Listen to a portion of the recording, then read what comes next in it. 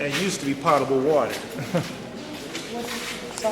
Okay, so we have the water system constructed by the Portuguese, the source of water they used in the castle.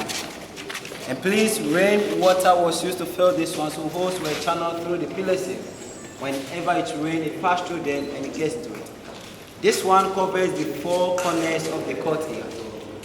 In 1637, when the Dutch took over, they never used the water.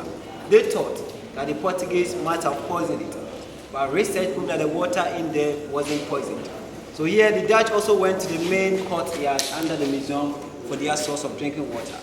And likewise, when the English came, they also constructed another water system in the service courtyard. So this tells us that even Europeans never trusted each other when they came to Africa to trade.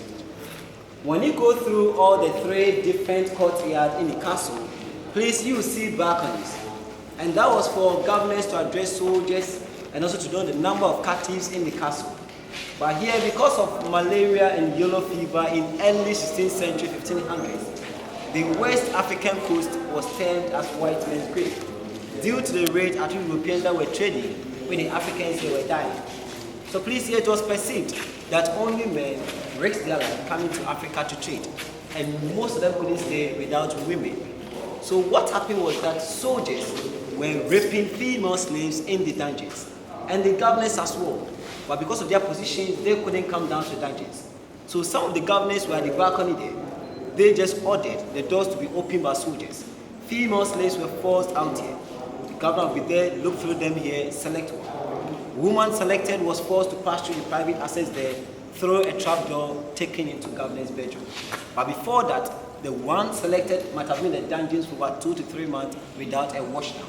So some of the water here was fetched for her to wash down here, then given something little for her to eat so that she'll be strong before taken to governor through the private access. We can have a look at it by going this way.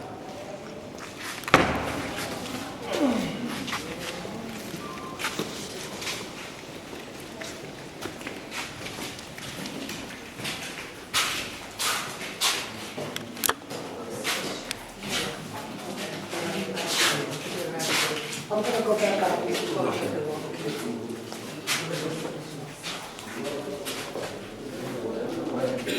Right, so please, the private access for female captives selected, and it's not original, it have been changed. But after the rape, she was brought back into the dungeons.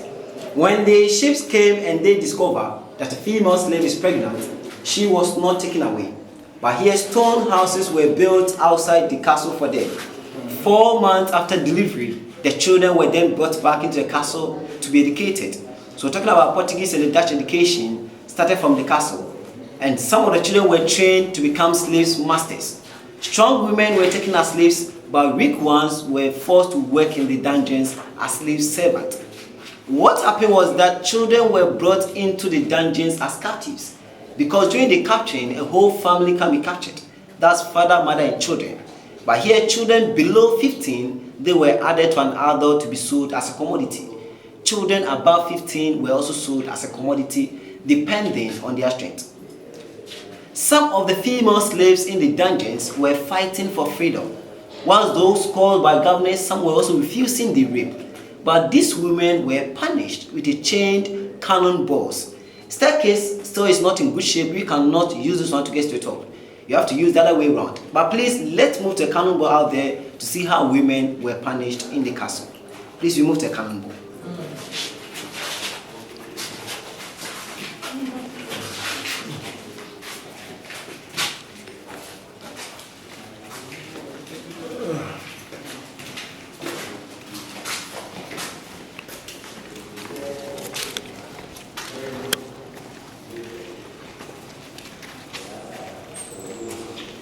Okay, so down here we have the cannonball.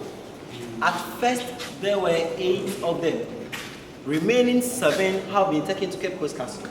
And today, that's the main headquarters. Chains were connected, as you can see the hole there, which were chained to the ankles of the women left here. No food, no water, either rain or shine, as a deterrent to the rest in the dungeons. And most of them were here until they died, and they were thrown into the sea. those fighting for freedom in the dungeons, refusing the rape of governors up there, they were punished to this camp. Please, we move into the last dungeon to have it. Step up. Step, ladies. May I have that lighter back, please? Do you have it? Thank you. I'd like to move this through. I'd like to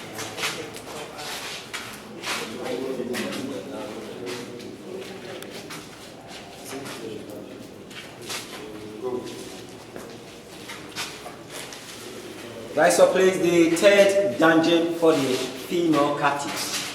And as I said, the doors, the windows, all the wood in the castle, everything have been changed except this beam here, the last wood used by the Dutch. So the source of ventilation, as I said, came from where you can see the pillars. But please, we shouldn't forget that when the English used the castle as a police training school, they added a lot of ventilation into the dungeons. So here we have the remaining metals, the iron bars used by the Dutch as well. The remaining metals. Because of the sea, we have changed the materials. So on top of this dungeon was the Dutch Reformed Church when they abandoned the Portuguese church at the center of the middle dungeon. They went up there for their church. So please, from here we'll be moving to the first floor of the castle. But today most of the rooms have been converted into offices and stores as well. So we'll be going through some of them before we end the tour in the governor's residence. Please, any question before you continue? Okay, you go out, please.